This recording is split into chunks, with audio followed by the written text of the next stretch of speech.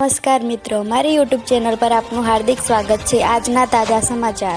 જો મિત્રો અમારી ચેનલ પર તમે નવા હોય તો અમારી ચેનલને સબસ્ક્રાઇબ જરૂરથી કરજો। વલસાડના પંજાબી પરિવારને ફૂડ પોઈઝનિંગ થતા સારવાર દરમિયાન મહિલાનું મોત। વાસી સમોસા ખાતા એક મહિલા અને 2 બાળકોની તબિયત લથડતા ખસેડાયા હતા સારવાર માટે હોસ્પિટલ। મહિલાનું મોત ફૂડ પોઈઝનિંગથી થયું છે કે અન્ય કારણોસર તે અંગેની તપાસ પોલીસ દ્વારા હાથ ધરાઈ। પ્રતિબંધિત ચાઇનીઝ દોરીના 74 ટેલર સાથે 2 શખ્સ ઝડપાયા। અમદાવાદ એલસીબી સ્ક્વોડ જુહાપુરા વિસ્તારમાં હાથ ધરી તપાસ। તો રાજ્યભરમાં ચાઇનીઝ દોરી અને તુક્કલના વપરાશ અને ખરીદ વેચાણ પર મુકાયા છે પ્રતિબંધ।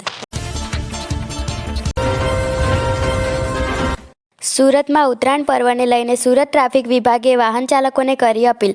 બાઇક પર તાર બાંધી સેફટી કરવા વાહન ચાલકોને કરી અપીલ। પતંગના દોરાથી બચવા વાહન ચાલકોને રોકી ગાડીઓ પર તાર બાંધ્યા।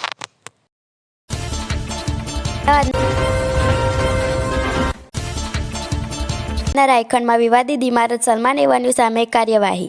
હાઈકોર્ટ સ્ટે હટી જતા ઇન્સ્ટિટ્યૂટ વિભાગે કરી દબાણ દૂર કરવા કામગીરી શરૂ કરી। 5મો અને 6ઠ્ઠો માળ તોડવાની કામગીરી ચાલુ। 17 મીટરની મંજૂરી સામે 22 મીટર ઊંચાઈનું બનાવવામાં આવ્યું હતું સલમાન એવન્યુ।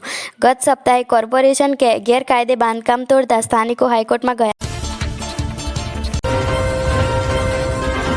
ગૌચર જમીન પરના દબાણો હટાવવા ગીર સોમનાથ જિલ્લાના જૂના ઉગલા ગામે ગીર ગઢડા તાલુકાના જૂના ઉગલા ગામે 10 કરોડથી વધુની કિંમતની જમીન કરાવાઈ ખાલી। દબાણવાળી જગ્યા પર પ્રશાસને બુલડોઝર ફેરવી કર્યા દબાણો દૂર। જો મિત્રો અમારી ચેનલ પર તમે નવા હોય તો અમારી ચેનલને સબસ્ક્રાઇબ જરૂરથી કરજો।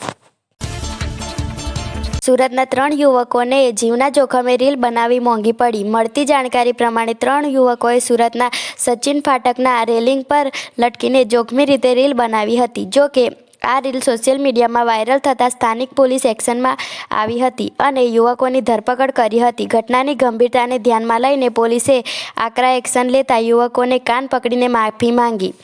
દ્રશ્યોમાં જોઈ શકાય છે કે ત્રણેય યુવકોએ કાન પકડ્યા છે અને માફી માંગી રહ્યા છે। પોલીસ સ્ટેશનમાંથી બહાર જતી વખતે ત્રણેયને ચાલવામાં પણ તકલીફ પડી રહી હોય તેવું સ્પષ્ટપણે જોઈ શકાય છે।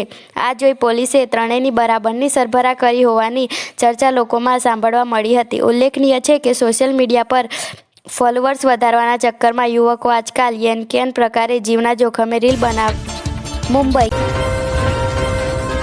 ગેટવે ઓફ ઇન્ડિયા નજીક દરિયામાં મુસાફરી ભરેલી બોટ પલટી થતાં 13 લોકોના મોત। જુઓ વિડીયો।